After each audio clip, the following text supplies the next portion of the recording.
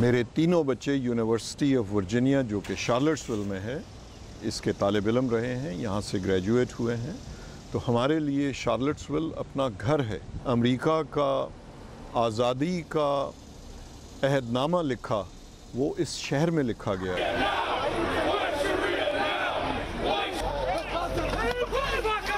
ہم نے کبھی اس قسم کا دنگا فساد یہاں نہیں دیکھا۔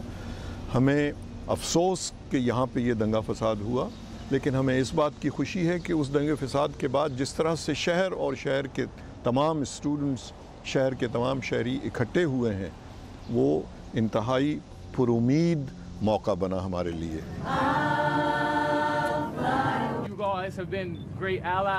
جب اظہار خیال کی آزادی کی بحث چل رہی تھی کہ اس کو امریکہ کے قانون میں ڈالا جائے، اگر آپ اس وقت کی اس بحث کو پڑھیں تو آپ کو اندازہ ہوگا کہ ان حادثات کی توقع کی گئی تھی کہ ایسا موقع بھی آئے گا جب اظہار خیال کی آزادی کو چیلنج ہوگا، کہ امتحان لیا جائے گا اس کی وسعت کا۔